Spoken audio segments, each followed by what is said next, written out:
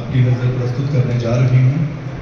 मेरी रिक्वेस्ट है आप सभी से कि अपने मोबाइल फ़ोन आप प्लीज़ साइलेंट मोड पर डाल दें, और अगर बंद कर सकते हैं तो इससे बड़ी अनुभूति आपको नहीं होगी।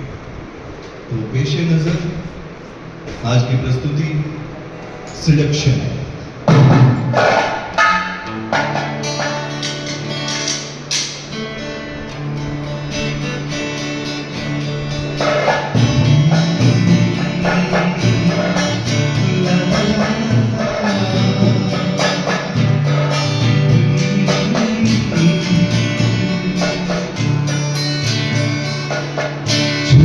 मेरे मन को किया तूने क्या इशारा, मेरे मन को किया तूने क्या इशारा।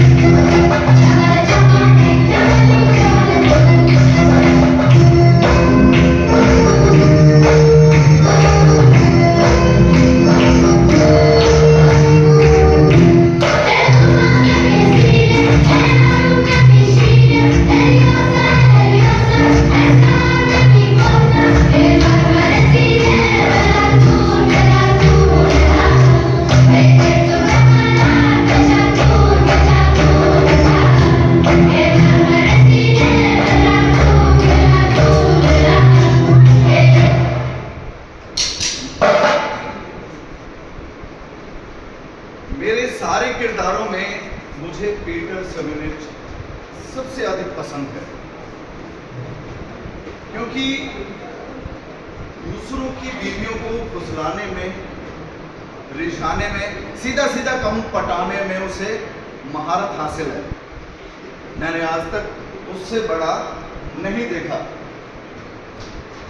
लेकिन ऐसी महिलाएं उसके लिए विशेष चुनौती वाली होती हैं जो बेहद खूबसूरत हों और जिनकी शादी बहुत अमीर, मशहूर और प्रभावशाली व्यक्ति से हुई हो।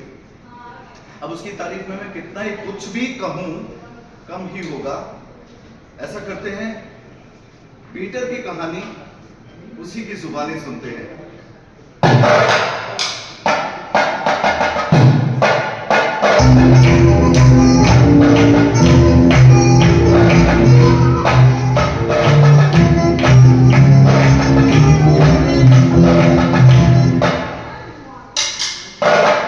इजाजत हो तो कहूं कि दूसरों की बीवियों को पटाने वाला इंसान मैंने मुझसे बढ़कर आज तक नहीं देखा।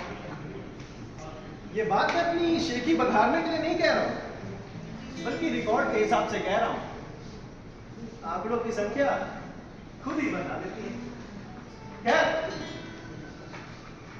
आप लोगों में से जो सज्जन दिलचस्प लेकिन कभी कभी खतरनाक खेल खेलना चाहते हैं, तो उनसे मेरी गुजारिश है कि एक पेन और कागज लेकर बैठें और मेरे बताए हुए सारे तरीकों को अच्छी तरह से नोट करें, क्योंकि मैं उन्हें अपने सारे तरीके यानी कि मेथड्स बताने जा रहा हूं। चाहे तो महिलाएं भी अपने बचाव के लिए नोट कर सकती हैं, लेकिन यकीन मानिए, एक बार मैंने उन्हें अपने शिकार के लिए चुन लिया तो सारे नोट्स धरे के धरे रह जाएंगे, क्योंकि मेरे पास बहुत से ऐसे तरीके हैं जो कभी फेल नहीं हुए। बहरहाल, इस खेल में सबसे ज्यादा जरूरी 3 चीजें: धीरज, धीरज और ज्यादा धीरज। जिन लोगों में धीरज और बर्दाश्त का मात्रा नहीं है, उनसे मेरी हाथ जोड़कर गुजारिश है कि वो कोई और खेल जैसे साइकिल चलाएं, नाव दौड़ाएं, फुटबॉल खेलें, कुछ भी करें, लेकिन महिलाओं को पटाना उनके बस की बात नहीं। खैर, तो आगे चलें।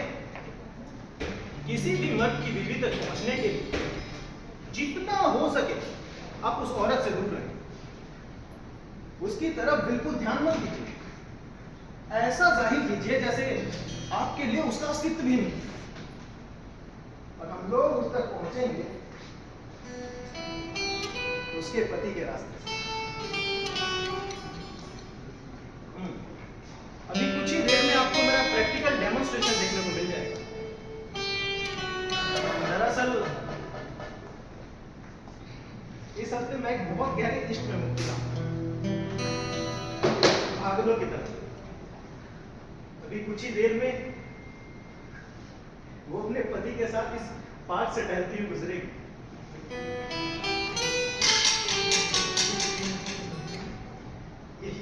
यही सोचकर मेरे दिल की धड़कनें बढ़ती जा रही हैं। मेरे शरीर का रोम रोम चीखकर कहता है कि आगे बढ़ो, और उसके गले में बाहें डालकर उसे अपने सीने से लगा। मगर देखिएगा ये ग्रेट मास्टर क्या करता है। मैं इतना ठंडा नजर आऊंगा जैसे बर्फ का गोला। देखो वो आ रही, मेरे दिल की मलिका अपने चिड़ी के गुलाम को।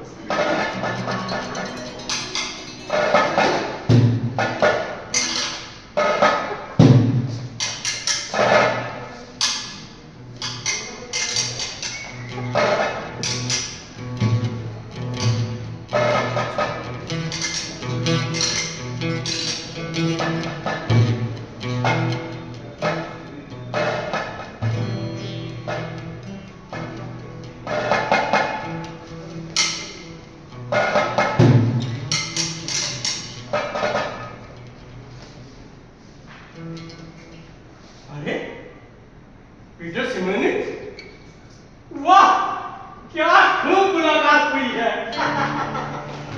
अरे मिकी, कैसे हो तुम? बहुत शानदार नजर आ रहे हो। शुक्रिया शुक्रिया। हाँ, तुम पीटर बदमाश कहीं के, हैं? तुम तो हमेशा ही शानदार नजर आते हो। एक्सक्यूज मी, मेरी वाइफ से मिले? आए ही ना, बोलो हो, मिल तो चुके हो। अरे यहाँ डिनर पर साथ साथ तो बैठे थे। माय डियर आंटी, मुझे नहीं पता कि इस जादूगर ने उस दिन तुमसे क्या बातें की होंगी, है, लेकिन आइंदा के लिए तुम्हें सावधान कर दूं कि ये आदमी एक नंबर का बदमाश, बदनाम, कुंवारा और तलवारबाजी का उस्ताद है। फिलहाल तुम्हारे बारे में इतनी ही तारीफ कर सकता हूँ पीटर। तुम तो हमेशा बात को बढ़ा चढ़ा कर कहते हो मिकी। मैम, बहुत अच्छा लगा आपसे मिलना। अरे हम बाद में टहलने के लिए निकले थे। अगर मन हो और कोई खास काम ना हो तो आ जाओ हमारे साथ। बहुत बहुत शुक्रिया निकी, लेकिन फिलहाल मैं अभी यहाँ से हिल भी नहीं सकता हूँ। मेरे जीवन में एक नए प्यार का आगमन हुआ है। मेरे पाँव पत्थर हो जाते हैं जब तक कि मैं उसका दीदार नहीं कर लेता। उसका फूल सा चेहरा देखकर ही मुझे प्राण वापस लौटते हैं। अरे कमाल है पीटर, कमाल करते हो तुम तो। हाँ? कैसी है? खूबसूरत? खूबसूरत? अरे भला की खूबसूरत, भला की हसीना, क्या बात? जैसे आसमान से कोई फूल गिरी। रास्ते में कोई अड़चन, कोई रुकावट? हाँ, हमेशा की तरह उसका पति लगता है बहुत निराशा होती है। निराशा? और तुम्हें मैं मान ही नहीं सकता।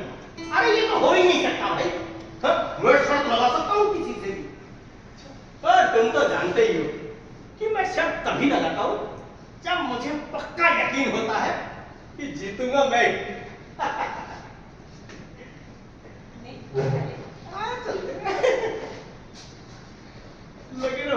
लगे रहो फंसेगी।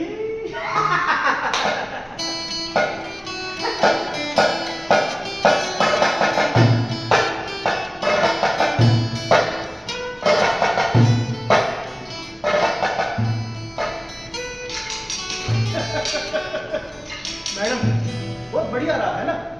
किसी असली प्रोफेशनल का काम देखकर सभी से अपने आप झुके जाते हैं। क्या आप लोगों ने नोट किया कि ना तो हमारी ठीक से एक बार भी नजरें मिली, ना हमने कोई बातचीत, फिर भी मेरे बारे में उसे कितनी जानकारी मिल गई। पहला कि मैं एक मशहूर कुंवारा हूं, दूसरा कि मैं किसी के इश्क में मुब्तला हूं, ऐसी बातों से रोमांटिक औरतों में बहुत चुरचुरी होती है। तीसरा कि मैं एक बहुत अच्छा तलवारबाज हूं, उसके आलसी पति के मुकाबले में तो कई बेहतर। चौथा, और ये सबसे खास बात है, कि औरतों के मामले में मैं बहुत ही खतरनाक आदमी हूं। अगर सच कहूं तो इस वक्त उसके दिल में मेरे लिए नफरत ही नफरत हो। वजह नंबर 1, क्योंकि मैं गिरे हुए चरित्र का बहुत ही गंदा आदमी। वजह नंबर 2, कि मैं अपने इरादों को बयान करने में बेशर्मी की हद तक रहता। और वजह नंबर 3, कि मेरी दिलचस्पी उसमें नहीं किसी और में है। अगर अपनी तारीफ में मैं कुछ आगे बढ़ गया हूं तो मुझे माफ कीजिएगा, लेकिन आप लोग ये बताइए, आप ये सब ठीक से नोट कर रहे हैं? क्योंकि यहीं से रास्ते में नए और नाजुक मोड़ आने चाहिए। तो खैर आगे चले। तो अब अगला कदम है हिप्नोसिस, यानी कि सम्मोहन का। सम्मोहन आंखों से नहीं, बल्कि जबान के जहर से, जैसे कोई सांप अपने शिकार की तरफ बढ़ता। और मजे की बात पता है क्या? ये जहर उस तक पहुंचेगा उसी के पति के रास्ते से। तो जरा मुलाहिजा फरमाइए कि कैसे उसके पति से क्लब में मेरी अचानक मुलाकात हुई।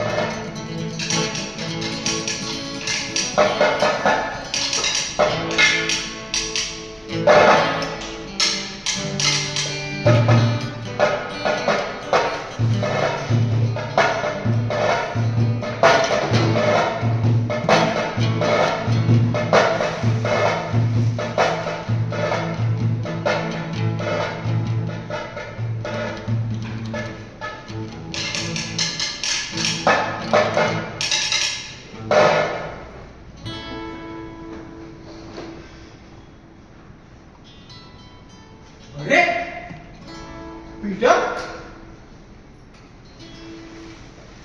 क्या बात, बड़े बुझे बुझे से दिखाई देते हो।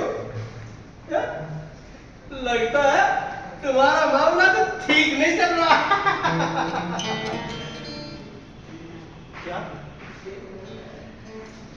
मैं इतना जाहिर हो गया क्या मेरे चेहरे से? उफ, मैं बर्बाद हो गया। उसका चेहरा देखने को तरस गया। आखिरी बार उससे तब मुलाकात हुई थी जब तुमसे और तुम्हारी प्रिय पत्नी से बाद में भेंट हुई थी। तब से ना मुझे ठीक से खाना नसीब हुआ है और ना ही नींद। मेरी सारी पत्तों में कम से कम 2 इंच ढीली हो गई है निकी। कम गलत करो मेरे लोग। उफ निकी, मैं क्यों ऐसी औरतों के पीछे अपनी जवानी बर्बाद कर रहा हूं जिन्हें मैं कभी अपना नहीं कह पाऊं, न जिन्हें कभी अपना बना पाऊं।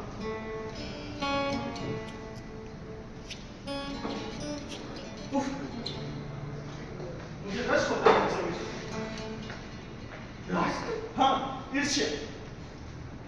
लेकिन मेरे पास ऐसा क्या है भाई जो तुम्हें मुझसे ईर्ष्या होती है?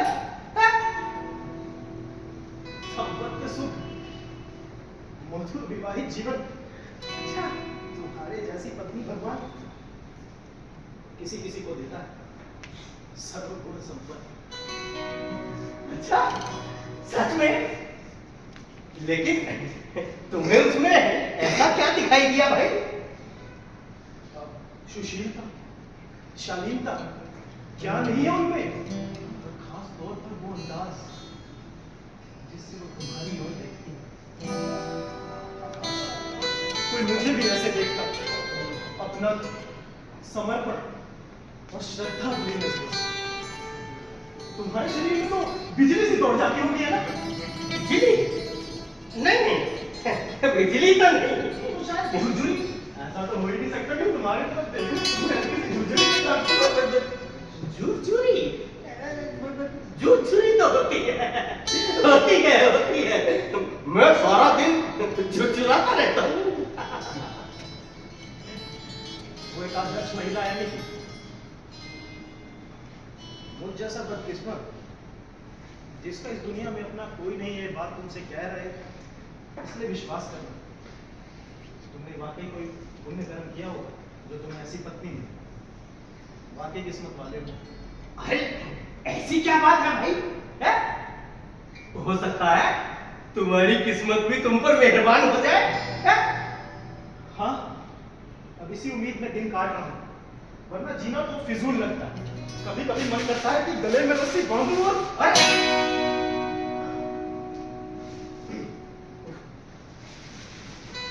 सॉरी, देर हो रही है, चलता हूँ।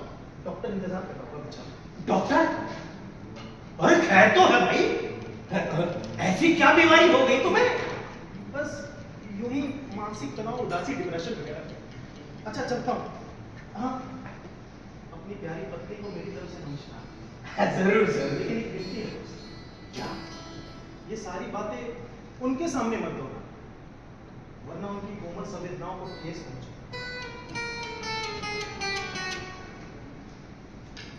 काश कोई मेरी संवेदनाएं कैसे समझ सके।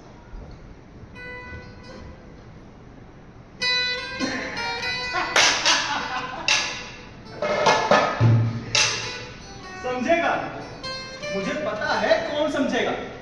अरे वो समझेगी, लेकिन अब देखना है कि कब समझेगी और कब मेरी बाहों में आएगी। तब तक अभी बहुत सारे काम करने हैं, लेकिन ये सारे काम मुझ अकेले को नहीं, मेरे सहयोगी, मेरे मित्र श्रीमान निकी साहब करेंगे। ओ हाँ, आज अचानक क्लब में पीटर सिडोनी से मुलाकात हो गई।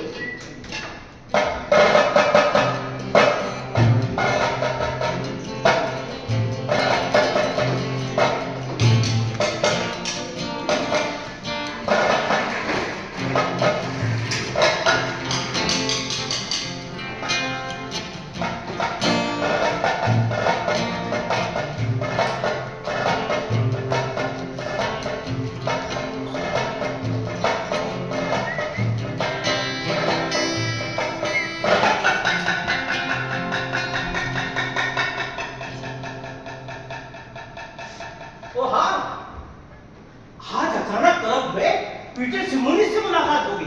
कौन? अरे पीटर,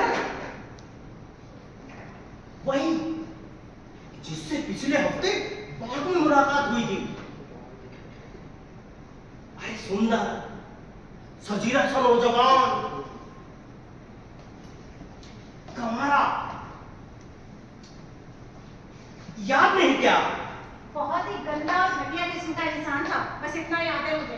अरे नहीं नहीं, अगर अपने बारे में उसके विचार सुनोगे ना तो ऐसा हरगिज नहीं कहोगी। हाँ, उस बदमाश के विचार जानने में मुझे कोई दिलचस्पी नहीं है, समझे?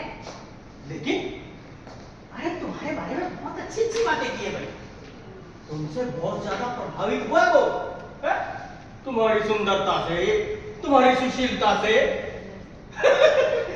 उसे लगता है तुम में किसी का प्यार करने की असाधारण क्षमताएं और विशेषताएं हैं। जैसे कि तुम्हारी आंखें और जिस अंदाज में तुम मुझे देखती हो, वगैरह वगैरह। तुम्हारे बारे में बहुत कुछ कहा, लगातार कहता रहा, कहता रहा, कहता रहा।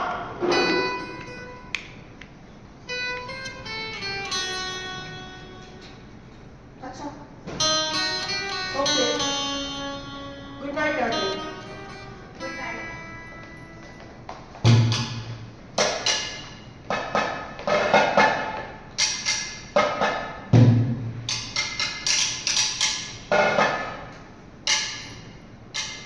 और इसके अलावा और क्या कहा उसने मेरे बारे में? किसने? पीटर ने? जो भी नाम हो उस घटिया इंसान का, और क्या कहा उसने मेरे बारे में? बस वही सब कुछ जो मैंने तुम्हें बताया। लेकिन तुम तो कह रहे थे कि वो लगातार कह रहा था। सो तो है। तुम क्यों चुप हो गए? अगर वो लगातार कह रहा था तो तुम्हें चुप नहीं करना चाहिए था ना। या तो तुम भी लगातार बोलते हो या फिर चुपचाप जाके सो जाओ। अरे उसने कहा उसे मुझसे बहुत ईर्ष्या होती है। क्यों? कहने लगा, काश उसे भी कोई उन्हीं नजरों से देखे जिन नजरों से तुम मुझे देखती हो। अब उसे कैसे पता कि मैं तुम्हें किन नजरों से देखती हूँ? वो उस दिन जब बाग में मुलाकात हुई थी, शायद उसकी नजरों ने उस समय तुम्हें देख लिया होगा जब तुम्हारी नजरें मुझे देख रही थी, और जिसकी वजह से मेरे बदन में झुरझुरी हो रही थी। झुरझुरी, झुरझुरी, झुरझुरी, झुरझुरी, झुरझुरी।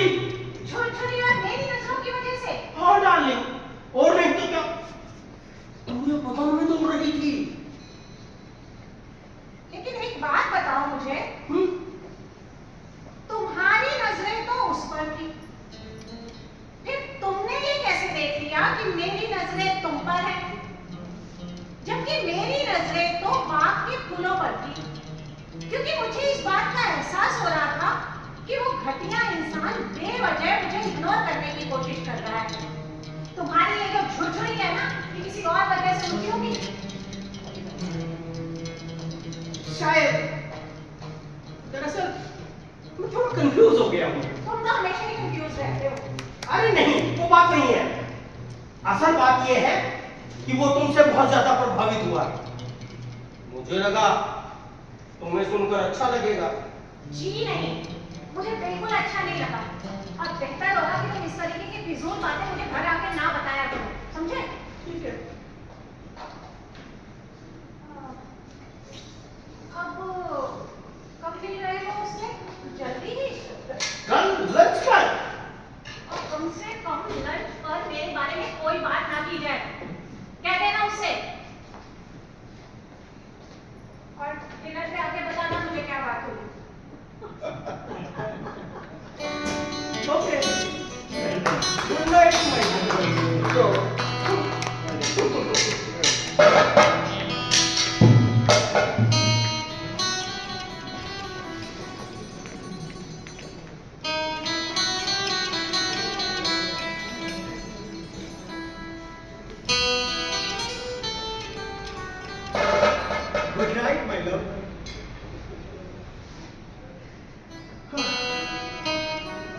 चमत्कारी शक्तियों को देखकर मैं खुद हैरान हूं। उसके दिल में ना मेरे लिए सिर्फ दिलचस्पी पैदा हो गई है, बल्कि मेरा नाम सुनकर उसका दिल फड़फड़ाने लगा। जबकि अभी 2 मिनट पहले ही उसकी नजरों में मैं गंदा और घटिया थी। मजे की बात तो यह है कि इन सब उपलब्धियों के दौरान मैं अपने बाथरूम के खुशबूदार पानी के टब में लेकर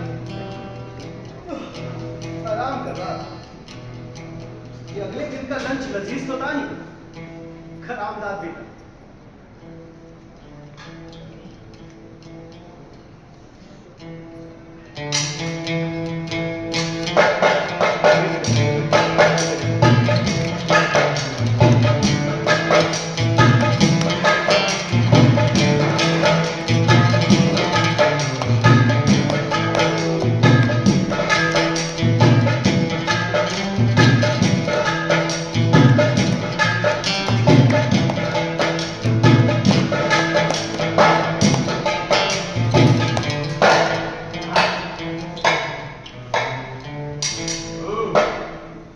कैसा लगा? सर मुझे तो मजा आ गया। अरे निकी, कल मेरी मुलाकात अचानक सलमान से हो गई। Salman Khan, great actor. अरे सलमान खान नहीं, बैठो। सलमान एक बहुत मशहूर चित्रकार है। किसी नेता ने उसे असाधारण रूपसी का चित्र बनाने को कहा। मैंने फौरन हाँ कर दी। हाँ, बहुत अच्छा किया। मैंने कहा ऐसी असाधारण रूपसी को तो मैं जानता हूँ। सच में? हाँ। लेकिन उससे बात करने की मुझ में हिम्मत नहीं।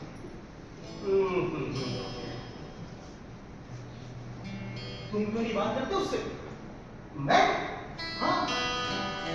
किससे? अरे श्रीमती जी से। श्रीमती जी से? जरूर जरूर जरूर करूंगा।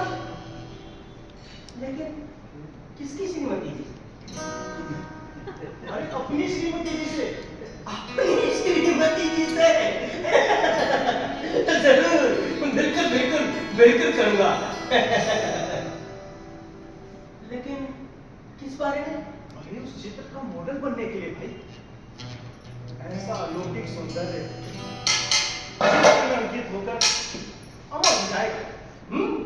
अगर दुनिया इस सौभाग्य से वंचित रहेगी नहीं तो हमारे लिए बहुत ही शर्म की बात होगी। शर्म की बात होगी? शर्म? शर्म की बात तो होगी। बिल्कुल होगी, बिल्कुल शर्म की बात होगी। तो जरा बात करके देखो। बात? हाँ जरूर। पर किससे? अरे श्रीमती जी से। ओ श्रीमती जी से? बिल्कुल भाई, बिल्कुल करूंगा। लेकिन किस बारे में? अरे उस चित्र का मॉडल बनने के लिए। अच्छा, अब याद रहेगा। बस बात करके मुझे बताता है, याद रहेगा।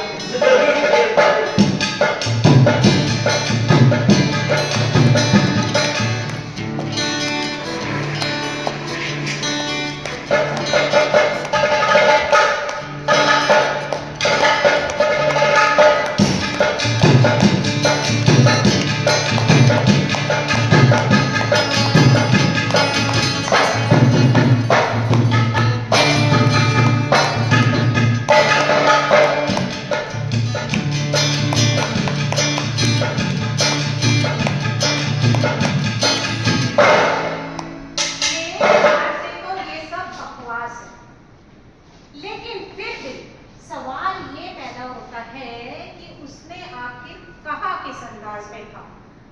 क्या उसने सचमुच असाधारण रूपसी ऐसे शब्दों का इस्तेमाल किया था? हाँ, बिल्कुल इन्हीं शब्दों का इस्तेमाल किया था। और ये भी कि अगर दुनिया इस सौभाग्य से वंचित रह गई तो ये हम सबके लिए शर्म की बात होगी। शर्म की बात।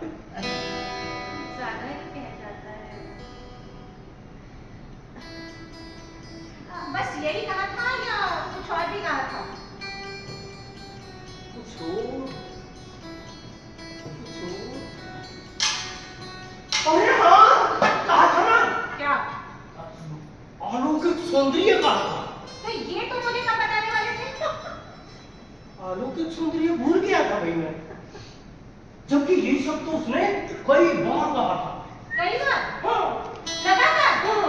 कितनी बार? एक बार, दो बार, तीन बार, कितनी बार? एक मिनट, सोच के बता। हाँ, सोचो अच्छे से सोचो। एक, दो।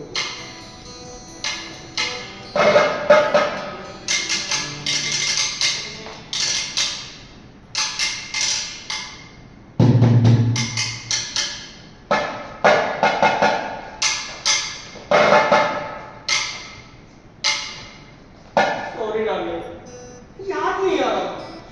छोड़ो नहीं, कोई बात नहीं। लेकिन ना आइंदा से तुम ना उसकी बोली हुई हर बात लिख लिया करो। तुम तो हर बात भूल जाते हो, कुछ याद नहीं रहता। अरे हाँ, ये तुमने बिल्कुल ठीक कहा। मैं ना लिख लिया करूंगा। हाँ। ये देखो ना।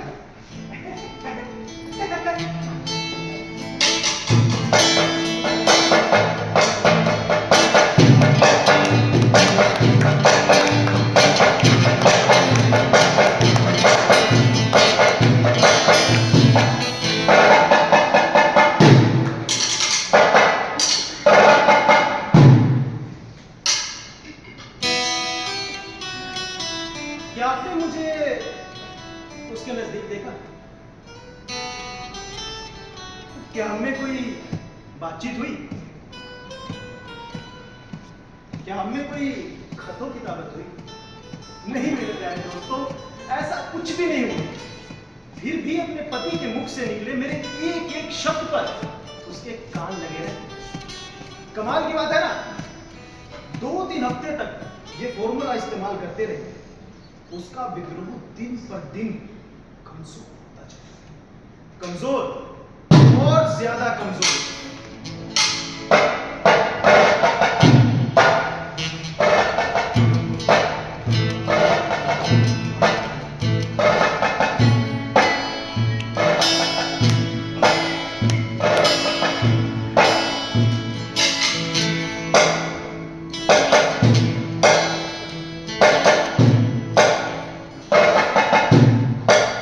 उसका दिमाग कहीं और भटक रहा होता है। कहाँ? सच पूछो तो शायद किसी औरत की कल्पना। औरत? कौन औरत? कुछ नाम बताया उसने? अरे बिल्कुल नहीं, इस मामले में बहुत पतला है वो, मरने को मर जाएगा, लेकिन उस औरत को बदनाम नहीं होने देगा। हाँ, अरे इसीलिए उस औरत की बजाय सारा दिन तुम्हारे बारे में बात करता रहा। एकदम धोंधू है बेचारा। Poor fellow. अरे मुझे तो दया आने लगी है उस पर।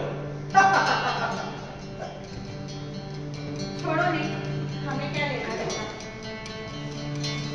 और वैसे तुमने उसे कल डिनर पे बुलाया है ना? और खुद तो बिजी हो, तो परसों बुला लो। परसों भी बिजी है। तो अगले हफ्ते, अगले महीने कभी तो फ्री होगा। खाना वाना नहीं खाता है क्या? कह रहा था कि किसी बहुत जरूरी प्रोजेक्ट पे काम करना है, हमसे महीनों नहीं मिल पाएगा। और ये भी कह रहा था कि उसे अपने धीरज का फल मीठा ही मिलने वाला है। और हाँ, क्या हुआ? अरे हंसने ही कहोगे, कुछ कहोगे? देखो तुम्हें हंसना है तो हंसते रहो, मुझे अंदर बहुत काम पड़े हैं। एक मिनट, एक मिनट, एक मिनट, इधर आओ। हाँ बताओ। उसकी राय में तुम्हें स्टेज की अभिनेत्री होना चाहिए। तुम्हें अभिनेत्री।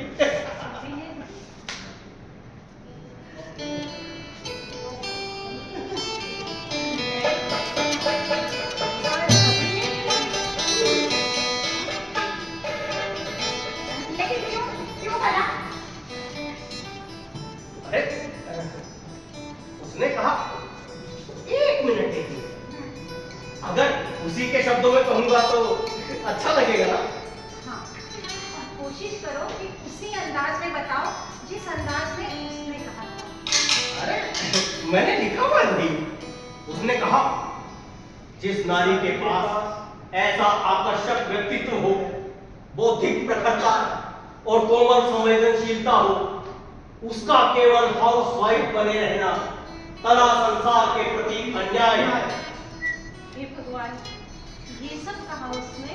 और आगे, ऐसी नारी से रोजमर्रा के तुच्छ कामों की अपेक्षा करना जघन्य अपराध है।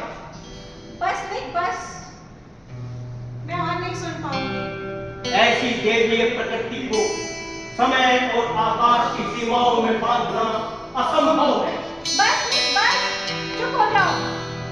और फिर अंत में उसने कहा, अगर मैं कहीं और उलझा हुआ ना होता तो तुम्हारी वाइफ को तुमसे छीन लेता। वाइफ को छीन लेता। क्या ऐसा कहा उसने? हाँ, अब मैंने लिखा हुआ नहीं। लेकिन इस पर तुमने क्या कहा? मेरे लिए ये जानना बहुत जरूरी है निक कि इस पर तुमने क्या कहा? हाँ, मैं क्या कहता हूँ? मैंने कहा छीनने की क्या जरूरत है भाई, ऐसे ही ले लो अगर तुम्हारे पास जाए। मैं तो उसकी गोरी करूंगा तुमसे उसके पीछे। बस नहीं, अब बहुत हो गया। मैं कह देती हूँ, आज के बाद तुम उससे मेरे को उसके बारे में कुछ मत बताना और ना ही मेरा कोई जिक्र उससे करना। लेकिन मैं क्या करता हूँ डार्लिंग, जिक्र तो हमेशा नहीं करता है। अरे वो तो उस पर इल्जाम लगा रहा था। क्या? कह रहा था मैं तुम्हें समझता नहीं। जोर से चीख कर कहने लगा, वो नारी हवा का एक खूबसूरत झोंका है जिसे तुम मुट्ठी में कैद नहीं कर सकते। वो एक आवाज है जो दीवारों से भी छल जाएगी। अगर मैं दुर्गनेव होता तो उसे नायिका बनाकर एक उपन्यास लिख डालता जिसका नाम रखता मचलती आरज़ू या जज्बात की देवी। बहुत ही अजीब आदमी है वो, सचमुच बहुत ही अजीब।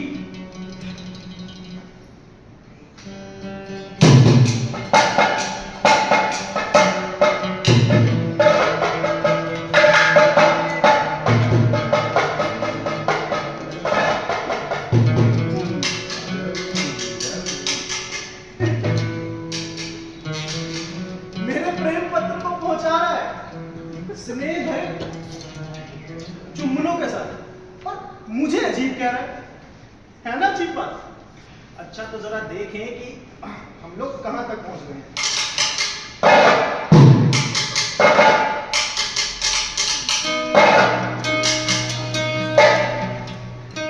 वो बेचारी औरत मुझसे मिलने के लिए छटपटा रही है, बेचैन हो रही है, क्योंकि उसे ऐसा लगता है कि दुनिया में सिर्फ एक मैं ही हूं जो उसे समझ सकता है, अंडरस्टैंड कर सकता है। बोलता उसका पति है, लेकिन आवाज उसे मेरी सुनाई देती है। मेरे शब्द उसके कानों में गूंजते हैं, उसके दिल में उतर कर मीठा मीठा रस घोलते हैं। ये रस जो मीठा होने के साथ साथ जहरीला है। और मैं एक बेरहम आदमी, सच कहूं तो ऐसे कामों में रहम की कोई गुंजाइश भी नहीं। अब जरा देखिएगा कि कितनी बेरहमी से मैं अपना आखिरी वार करता हूं। जिनके दिल कमजोर हैं, कृपया अपनी आंखें बंद करें।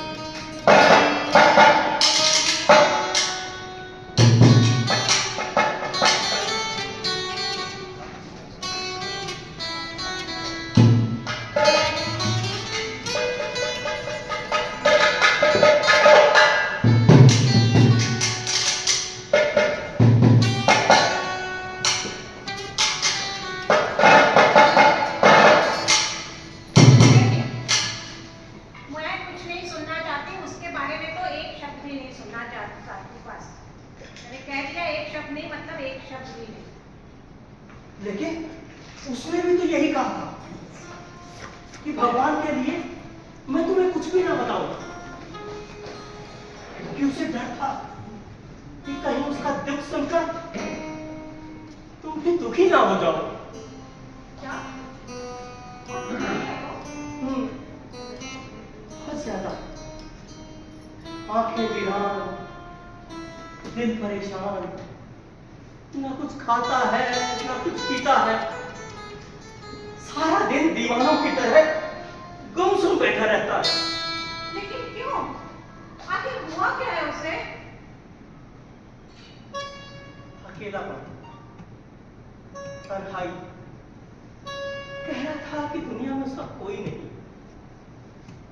ना माँ बाप, ना भाई बहन, ना कोई रिश्तेदार, यहाँ तक कि ऐसा कोई साथी भी नहीं है जो उसे समझ सके।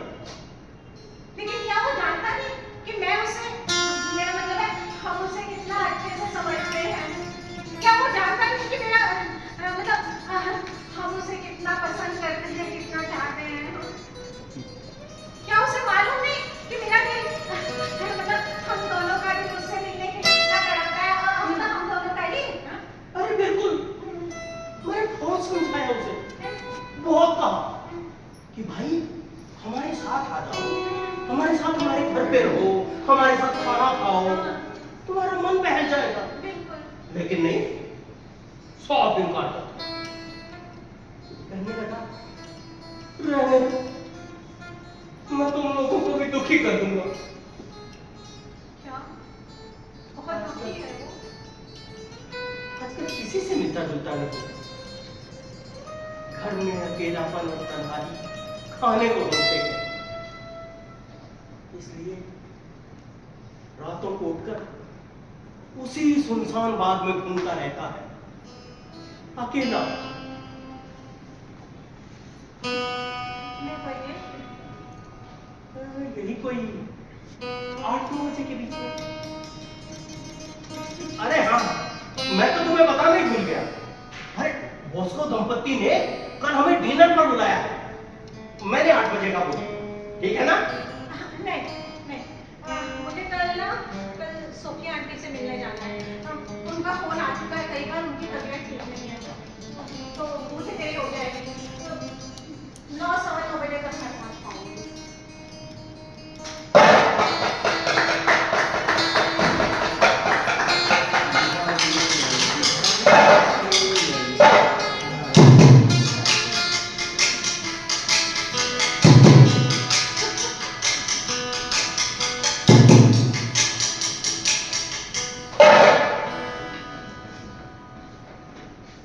नहीं प्लीज, तारीफ मत कीजिए, क्योंकि इस उपलब्धि का श्रेय मुझे अकेले को नहीं बल्कि मेरे सहयोगी, मेरे मित्र श्रीमान पतिदेव जी का भी इसमें बराबर का योगदान है।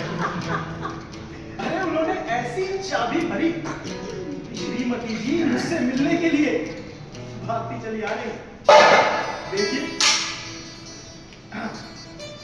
मेरा ख्याल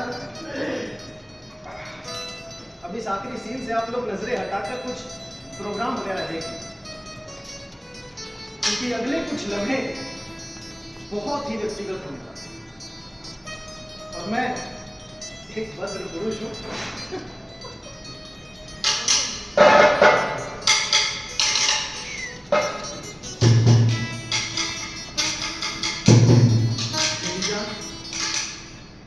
मेरे हंसी ख्वाबों की ताबीर, जो एहसास मेरे दिल में मचल रहे थे उनका मेरे होठों पर आने का पल हो गया। अब मैं कहूंगा कि नहीं मत कहो, एक शब्द भी नहीं, जरा सी आवाज भी नहीं। मुझसे कुछ भी सहा नहीं जाएगा जब तक कि तुम मेरी पूरी बात नहीं सुन लेते। पिछले कुछ हफ्तों से मैं तड़प रही हूँ, छटपटा रही हूँ। तुमने बहुत ही छल बल से मेरे पति के माध्यम से मेरे अंदर वो सारी इच्छाएं, वो सारी आकांक्षाएं जगा दी जिन्हें मैं ईमानदारी से स्वीकार करती हूँ कि मैंने पिछले 7 वर्षों में अपने दिल में दबा के रखा है। तुम्हारी मोहब्बत सच्ची है या नहीं मुझे मालूम नहीं, लेकिन मेरे अंदर मोहब्बत का वो जुनून पैदा कर दिया है कि जिसके बारे में मैं कभी सोच भी नहीं सकती थी। तुमने मेरे अहम को भरमाया, मैं बह गई।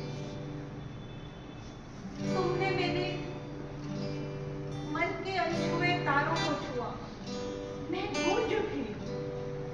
तुमने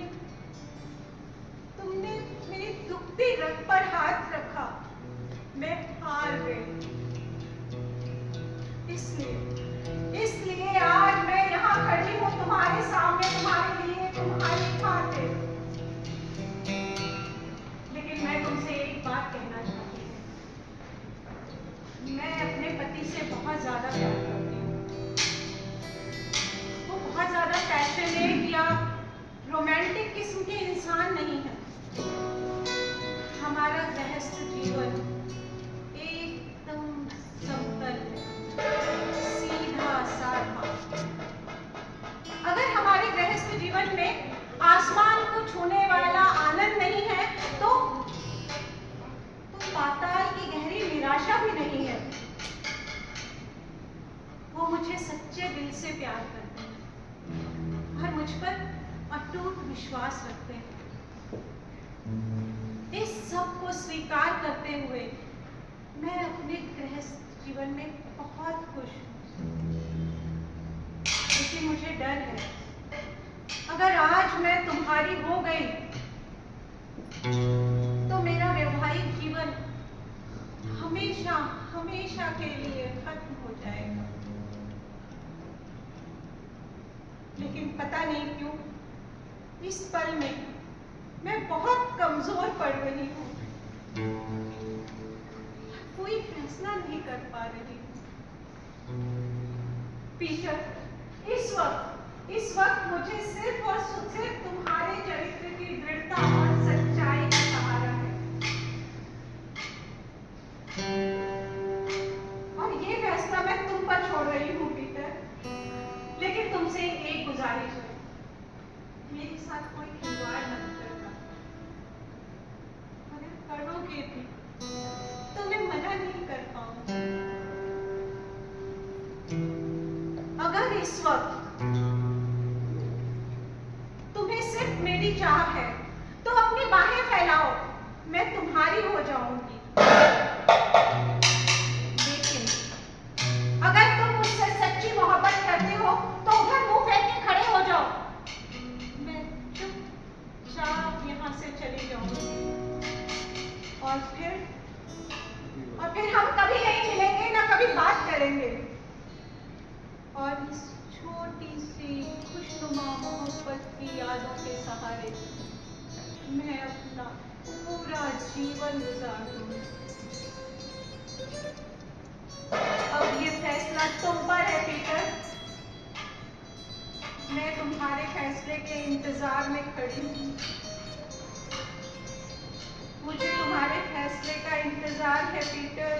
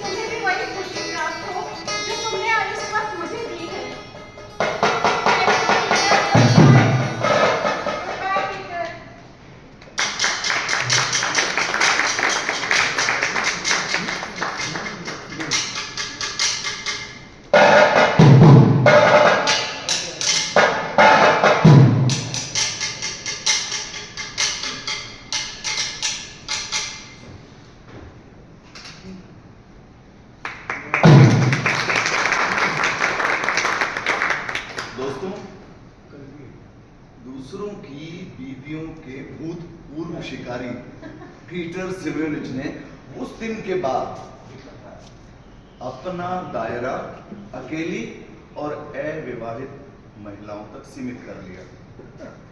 समझ ही गए आप लोग? खैर, हुआ एक दिन ऐसा कि उसके जीवन में भी एक सुंदर और सुशील कन्या का आगमन हुआ। दोनों ने शादी की, खुशी से रहने लगे। आज पीटर सिमोनिच एक बेहद खुशनसीब इंसान है, सिवाय इसके कि कोई बाका नौजवान ताजा ताजा बना पीटर आकर के उससे कहे,